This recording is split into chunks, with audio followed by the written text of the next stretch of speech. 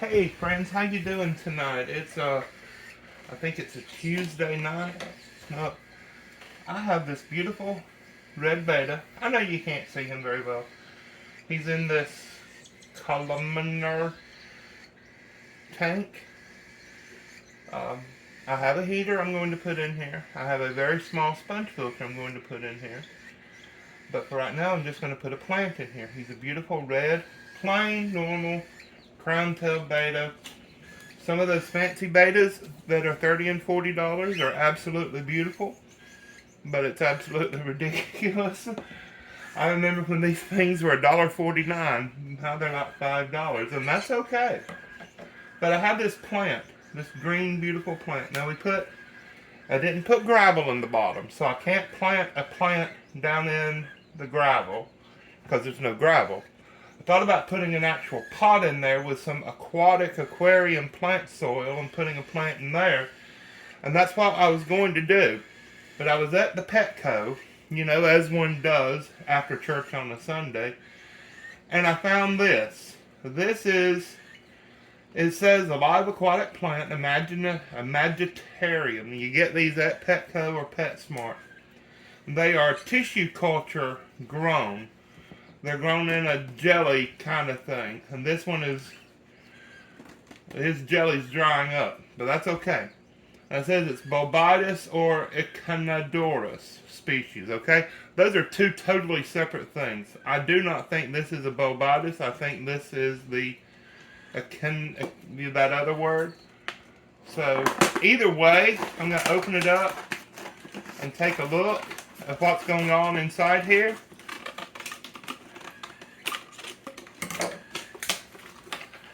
I'm going to split this down the side.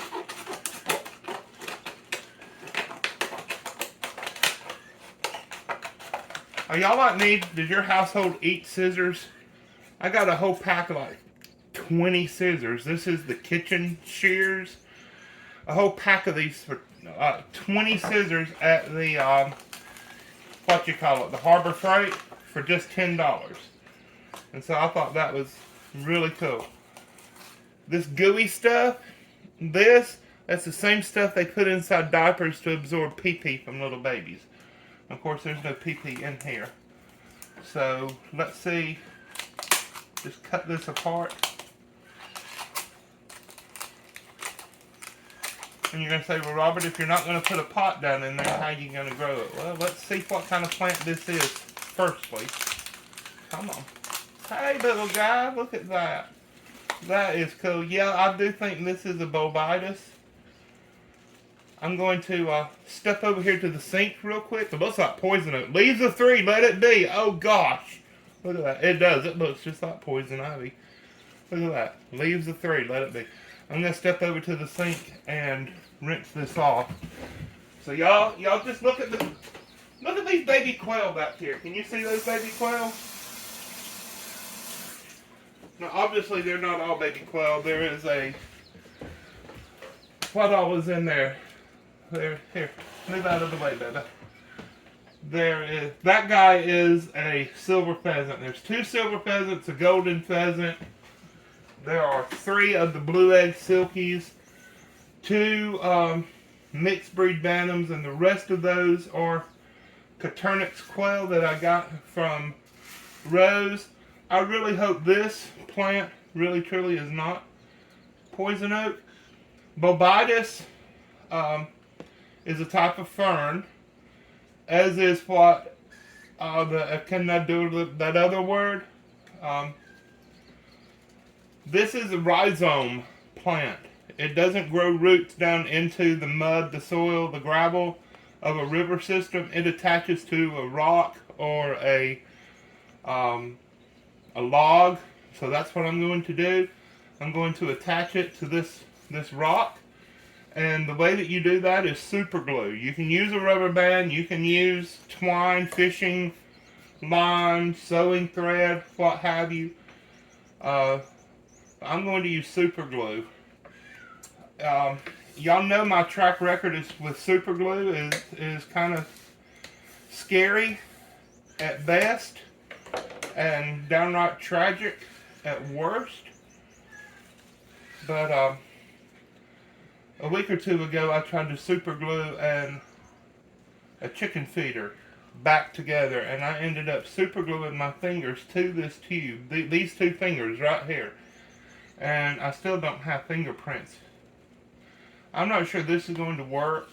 I should be using a super glue gel. Yeah, this isn't going to work. Another fail for Robert.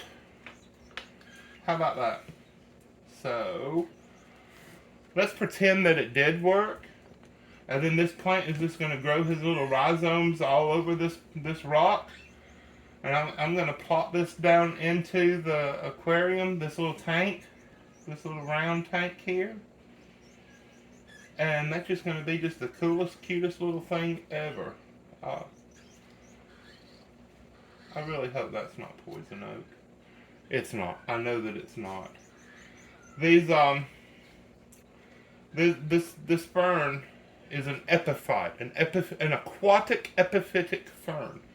Epiphytic means that it grows attached to rocks and limbs and logs and trees and stuff, but aquatic means it grows underwater. And it reproduces by making this tiny little plant. You see this little tip here on the this little green part on the tip? I know you can't see that. There it is. Can you see that now? That is a new plant that's growing. And I'm going to call them roots, but they're not really roots. Not like an oak tree would have, or a carrot or a tomato. But these little stringy things are the roots that are growing off of here. And this leaf, it'll just break itself off if the water current or a fish or a turtle or something doesn't come along. In the wild, of course, there's not going to be any of that in the aquarium. But I really wish that would work. Okay, I got it attached. I used a little bit of paper towel down underneath the plant, between the plant and the rock. But look what I did. You believe it, don't you? You absolutely believe it. I mean, that's just the way that things go for me, isn't it? I'm going to add just a little bit more around here. This rock and this plant's going to be about 80% super glue by the time I'm finished. And I won't have any fingerprints on this thumb. Ow! I think I got, yeah, there might be a couple of fingerprints left. So I'm going to let that dry. We'll come back in just a few minutes. Jeremiah, will you turn that off? Yeah. Okay, we got the poison oak mounted to the rock. It took a bit of paper towel and that whole little tube of super glue, and my thumb survived. Now you may ask yourself, Robert, isn't super glue going to hurt the fish? Absolutely not. Super glue is made from oyster shells, specifically the little hairy, rooty things that the oyster produces to hold on to the rocks in his natural habitat. Those are called holdfast, and that is that's what super glue is made out of. So I have the poison oak, the bobitis. This is a bobitis aquatic fern. I have that glued. It is dried. It still looks shiny because super glue is just that way.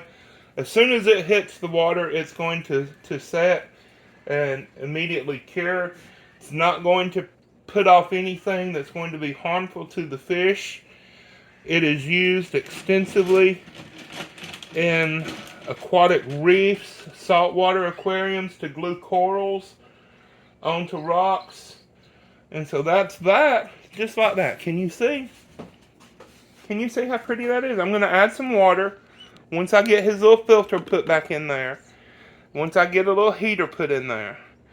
And that's just going to be his little house forevermore. And that is a 6-gallon tank just for him. I have a light that goes on it, a lid, everything. I think that's just as cool as can be. Now, of course, I can't see the fish because he's hiding out on the back side of that leaf. But I think that's pretty cool. Again, thank you for watching. Give us a thumbs up. Leave us a comment. Tell us how stupid I am for super gluing my finger to the thing again. Alright, God bless you. I love you. Bye-bye.